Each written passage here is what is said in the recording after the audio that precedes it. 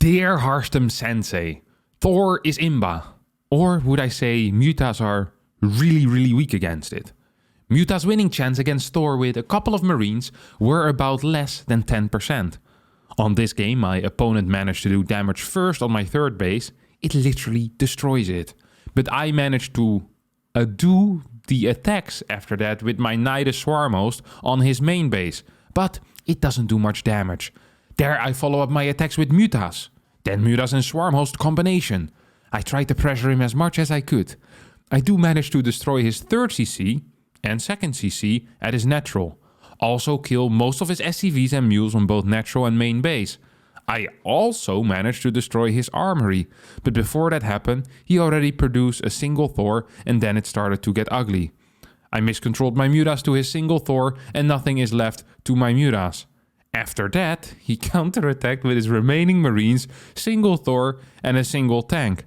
I tried to switch with Hydras and fight with my remaining Swarmhost, but since there's a Thor in his army, my Locust got wiped out easily and I lose the game. Tell me, Harstem Sensei, is Mutas that weak and Thor is just IMBA? Or do I just suck? This was sent in by Raiju, a 2663 MMR gold player from the European server. The question is simple. Are Thor imbalanced or does he suck? We're gonna find out. The first thing I want to recommend is perhaps a creative writing course. I've seen, I think, the word after about 30 times in that one complaint form. It's makes it very difficult to read. So that's my first suggestion before we even get into the game here. This is Raiju versus Pimki, a Terran versus Zerg on Ancient Cistern. So you have a nice little wall starting for Pimki immediately. I'm always a little bit afraid, you know, when you get in gold territory and anything below platinum, really. That's the... It scares me. I'm just gonna be real. Oftentimes, the early game just isn't as sound as I would like it to be. It becomes difficult for me to kind of keep it straight. It's already starting. An 18 hatchery that goes down at 19 supply. Floating 400 minerals. Like this is the type of stuff. It creates a pit in my stomach, you know. I feel it and it doesn't feel right. I don't want that. Okay, spawning pool, Evo chamber, classic hatch first into Evo chamber, cancel, into spawning pool again. Very nice. So hatchery too late, spawning pool too late. Extractor actually got built before the hatchery is what I saw as well. So this is already a build order and a half. It's one of these things that the first 3 buildings, if they don't get put down at the correct timings, I don't think that is right. I just don't think that is right. Like, you don't necessarily need to follow a build order up to 5 minutes, but have the first 2 minutes down, all right? It started easy. For Zerg, it's really just 3 buildings. Like, there's no thought process here. You need to know when to build your first Overlord, 13 supply, and then you need to know when you build your hatchery, your extractor, and your pool. That's really it. And it is fairly easy. You don't have to do a lot of thinking. You don't have to, you know, do any tricks with like worker micro. No walling is required as Zerg either, so there's no thought process in there. But please, get the first 2 minutes correct. It's all I ask of you, Raiju. It's all I ask. Right now we have 1 Overlord too many already, as we're on 44 supply. That means that our third base is never going to be built either in time. No, the third base is already too late at this point. So reactor opener coming out of the Terran into a 3-rex. Okay, this is not entirely how the build is supposed to be played, but you can see that the start was okay. The command center timing is 4 seconds late, but that I can live with. It's better than having it, what was it, like 20 seconds late.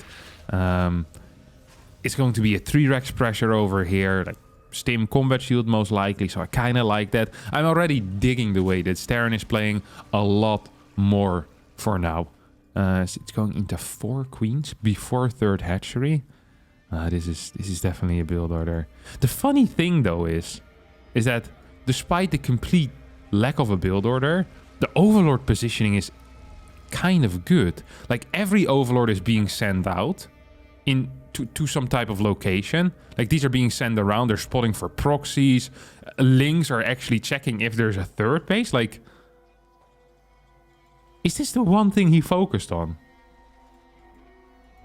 It's like how sometimes you see these guys with the massive biceps, you know, just the biceps. Rest of the body completely normal. And also only the right arm bicep is absolutely huge. That's the only thing. It's like, man, that is some very specific training that they have been doing. It feels like that Raiju here is doing the same thing. Because his build order is suboptimal. And his macro is not great either, but the vision on the map, look at this. Every overlord has a position, and these are new maps as well. Like, you can maybe expect this from like a Diamond 2 player after playing on the same maps for 2 seasons straight because Blizzard forgot to upload the maps again. But I don't know, this is actually pretty sick. He sees move outs, he sees where there's a third, and he can sacrifice his overlord, which is indeed... What is this? It's like a sacrificial ground or something. Like if they ever capture a Zergling, they're gonna lock it into this depot jail, and have a Marine shoot at it until it has 1 HP, and then the Marine walks away, constantly on the edge of thinking you're gonna die. This is the Terran torture chamber, my friends. Welcome aboard. Doot doot. Or maybe he wants to put a critter in here. That's also possible. Yeah. Actually, there's on this map you have the... Where are you? Look. The Tasty Lope and the Artosi Lope. Obviously, it has to do with tasteless and Artosis. And you can force them into a direction. If you get close with a unit, they run away very fast. So maybe you could force them into the jail and then keep them there. And start like a Terran zoo or something like that. Oh! I have a plan. Okay, I'm gonna make a turkey zoo, okay? You can't kill them. You can't kill the turkey that's locked in here, okay? That's my zoo. I'm gonna see if I can get more in by sometimes lowering the depot. Would be possible. Oh, this is another thing. Infestation pit and a spire at the same time. An ungodly combination. Also, what the heck are those creep tumors? This is like having pineapple on toothpaste. Not good. Trust me, I tried. But why? You know, when you had all these pineapple debates whether it would be good on pizza, I was like, well, it's okay on pizza, it's not awful. And I started trying things that were truly awful. Pineapple with toothpaste. Pineapple, just putting it in your drink. Pineapple in tea is actually surprisingly not bad. Makes it a little bit sweeter. Something I do recommend. Does he have the stim combat? Yeah, okay. Stim combat. This build is hitting about a minute late, but it's not an issue because currently there's only a single Ling out for Raiju, who despite all of his scouting hasn't figured out that he needs to build some units to defend against his opponent. Is floating 6 larvae right now, and is starting a Nidus network in the face of danger. Oh, actually, this is not even a proper 3-race with Medivacs as well. This is almost a real build. I'm not sure what we're waiting for, but I guess there's bigger things going on right now. Oh, just setting his army in. Oh, there we go. And this is just a clean... What? I never understand this. How is it possible that these builds and these plays are so bad, but then we're seeing Transfuse and Stutter Step Micro? Like, this literally doesn't make any sense. This entire game has been disaster, especially from the Zerg so far, who's floating, what, 2.8k resources? 7 minutes into the game, and decided to open with Ling, Queen, Swarm Host, Nidus, Spire, and has the sickest Overlord spread in the world. Does stop the drop, but loses the third base. Not really an issue. I think actually losing a base here might be good, because it makes you look at your minerals and say, hey, I have too many minerals, maybe I need to throw down 4 extra hatcheries. You know, so you can actually spend your money a little bit. Although larvae are around, it's just that money isn't being spent. You know what this game so far kind of reminds me of? I have a 4.5-year-old cousin who's been playing football as of late at like a local club. And I sometimes go and watch, you know, to be a supportive uncle. Hold up. Wait a minute. I have a 4.5-year-old cousin. And I sometimes go and watch. To be a supportive uncle. Supportive uncle.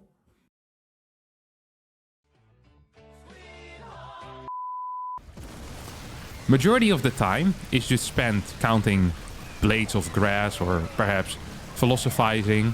Philosophizing? Thinking about the philosophy of whether counting, you know, blades of grass is a worthwhile use of your time. And not a whole lot of time is actually spent thinking about how to get the ball or to keep it in possession or to get the ball to the opposite end of the goal. And it feels like that Raiju is doing the same thing. He's more of an explorer here, you know. He's seeing different parts of the map, exploring different tech trees at similar times. He's doing everything at once, but also doing nothing at once. He's a little bit of a monk in a way, you know. He's not any of the existing religions yet. He still is figuring out exactly what his religion is supposed to be. Just like he's still trying to figure out what this game is exactly supposed to be. So we just had a Swarm Host Nidus enter the main base. I love that the thought of a Swarm Host Nidus having to go in the main base as well, by the way. The one advantage that the Swarm Host has with the Flying Locust is that the Nidus can be here and then the Locust fly in. And then the Locust timer is like, what, 35 seconds? So they're gonna stay alive forever anyway. It doesn't really matter if they have 3 less seconds. Instead of that, you expose the Nidus into the main, and you also kind of make it dangerous for the Swarm Host to pop out. And the transition is into mass Mutas, and there's 12 Marines against 12 Mutas. And I guess that is basically game over. Or Stim? No? I love that he wanted to finish this tech lab. He's like, yeah, sure, there's Marines with 1-1 attacking my Mutas, but maybe if I snipe this tech lab here on this factory, nothing bad will happen to them. It's an interesting engagement as well. I'm not entirely sure about the fight you want to be taking with Mutas, but I do believe that killing 2 SCVs to lose 7 Mutas is usually not worth it. And then sniping 2 more turrets? Actually, maybe the game is just over. How many Mutas have gone down? 8, 9. This is literally one of the worst games I've seen in my life, I think. He's floating 5k resources as well. The weird thing is that I don't... Like, the Terran doesn't feel as bad in a way, you know? He's spending his money better. It just... And he had an actual build order, killed the 3rd base. I don't quite understand why the Terran is losing. And why he's down 80 supply. Well, maybe I do now, that these Marines decided not to go for the Nidus. Mura's coming back in again as well. Like, the actual control of the units at this point isn't even that bad. But why is none of the money being spent? And why are we building... You know, why did we go up to 55 workers if we can't even spend money while our eco consists of 30 workers? That is one of the questions I have. If you can't spend the money, why even bother getting more workers? I like this Nidus. This is a good Nidus. Swarmos are still alive. There's 0 upgrades though. And 1-1 has already finished for the Terran. But there's also only 23 Marines against 20 Mutas and 7 Swarmos. I find it difficult to believe. Maybe Raiju actually isn't aware of the fact that Evo chambers exist. That's why he was so shocked in the early game when he accidentally opened with an Evo first. I was like, oh no, what is this? That can produce any units? Useless building. If Raiju was in control of the army, they would not be upgrading their weapons. They would just be increasing the amount of weapons that they have. So he'd be fighting like the First World War with clubs. But with a lot of clubs. He has thousands of them. It's like, more of this. No, he does know how to tech. I think it's a fight you can take, no? 18 Mutas against 14 Marines. Maybe flying into 2 turrets is better. I like the call. Actually, it was a good call as well. End up killing SCVs. Flying around with the Muta still. 2-2 has started. 19 Marines. This is a very unlikely game to lose. Like, just... The thing right now is that if you look at this, is that there's enough money to literally afford anything that you want in the world. Like, at this point, Raiju could be teching into a hive to get an Ultralisk Cavern. He could be getting a Hydra then to get lurkers out. He could be throwing down a Baneling nest for Banelings. a roach warrant for roaches. Like, none of these are necessarily good transitions, but they're probably better than getting more mutas against a pure marine Thor army. There's not even a single medevac at this point. This is legitimately pure marine and a single Thor and a tank that is on the way. These units are about to have 2-2. Okay, natural CC is going to be taken out. I remember it saying that in the imbalance complaint form. Look at this overlord spread is insane. Creep spread not as great. We have about, what is this, 9k? 9k resources in the bank right now.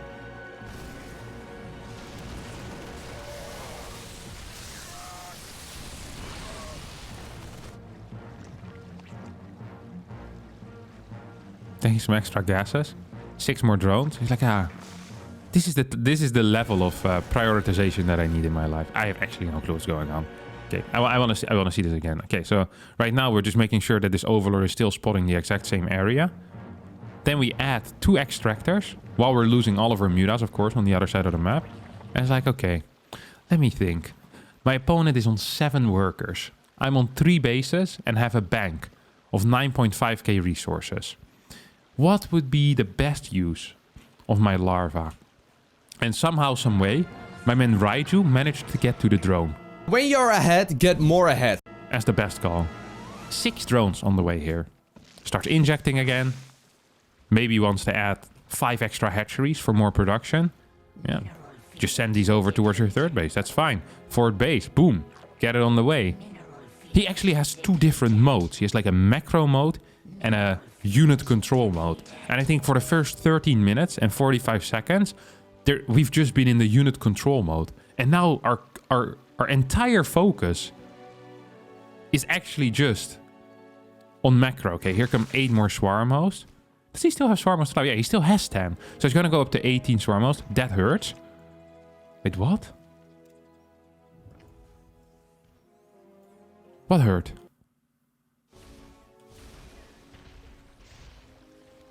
I mean...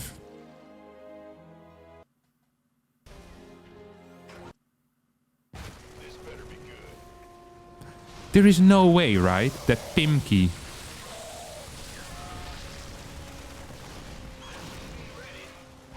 Do you think he said it about this? I'm gonna... Okay, we'll speed through this. This is first person view, by the way. This was the slowest response I've seen to an event happening.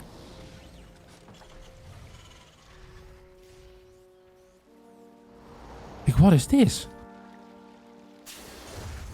This is the type of response. He's gonna start crying tomorrow because George Harrison died. It's like, what? John Lennon got shot!